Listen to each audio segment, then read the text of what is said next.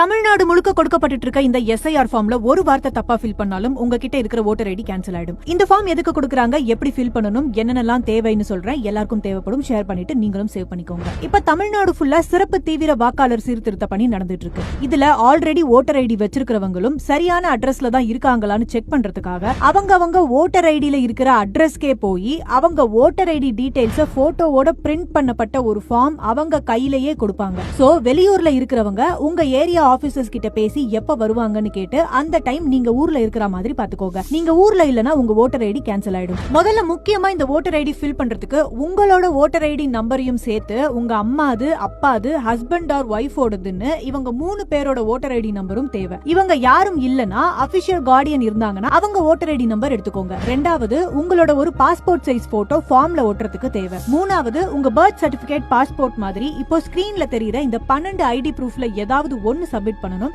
நீங்க கொடுக்க போற ப்ரூஃப்ல இருக்கிற அட்ரஸ் அண்ட் டீடைல்ஸ் எல்லாம் ஓட்டர் ஐடியோட மேட்ச் ஆகணும். அது மாதிரி ப்ரூஃப் செலக்ட் பண்ணிக்கோங்க. முக்கியமா ஆதார் கார்டை ப்ரூஃபா எடுத்துக்க மாட்டாங்க. நாலாவது சப்போஸ் உங்க அம்மா அப்பாவோட ஓட்டர் ஐடி டீடைல்ஸ் தெரியலனா இப்போ ஸ்கிரீன்ல தெரியுற இந்த வெப்சைட்ல போய் செக் பண்ணி பாருங்க. இல்லனா உங்ககிட்ட ஃபார்ம் கொடுத்த ஆபீசர் கிட்டயே சொன்னீங்கன்னா அவங்க கிட்ட இருக்கிற விவரங்கள்ல கண்டுபிடிச்சு தருவாங்க. இப்போ எப்படி ஃபார்ம் ஃபில் பண்றதுன்னு பார்க்கலாம். முதல்ல ஃபார்மை ஃபுல்லா பென்சில்ல ஃபில் பண்ணிட்டு எல்லாமே சரியானு செக் பண்ணிட்டு அதுக்கப்புறமா பென்ல ஃபில் பண்ணுங்க. ஏதாவது தப்பாயிடுச்சுன்னா வேற ஃபார்ம் தரமாட்டாங்க. இப்போ நீங்க கொடுக்க போற ப்ரூஃப்ல இருக்கிற டேட் ஆஃப் பர்த் ஃபில் பண்ணுங்க. அடுத்து ஆதார் கார்டு நம்பர், அது ஆப்ஷனல் தான், இருந்தாலும் ஃபில் பண்ணிடுங்க. அடுத்ததுல உங்க மொபைல் நம்பர், அடுத்தது உங்க அப்பா இல்லனா கார்டியனோட பேர், அப்புறம் அவங்களோட ஓட்டர் ஐடி நம்பர், அடுத்தது உங்க அம்மாவோட பெயர், அப்புறம் அவங்களோட ஓட்டர் ஐடி நம்பர், அடுத்தது ஹஸ்பண்ட் ஆர் ஒய்ஃப் இருந்தாங்கன்னா அவங்க பெயர் அண்ட் ஓட்டர் ஐடி நம்பர் கரெக்டா தப்பில்லாம ஃபில் பண்ணிடுங்க. இப்போ உங்களுக்கு 2002ல ஓட்டர் ஐடி இருந்திருந்தா இந்த காலம்ல 2002 ஓட்டர் ஐடி வச்சு அப்படியே ஃபில் பண்ணுங்க. உதாரணத்துக்கு உங்க மாவட்டம் 2002ல வேறையா இருக்கலாம், இப்போ வேறையா இருக்கலாம். ஆனா 2002 ஓட்டர் ஐடியில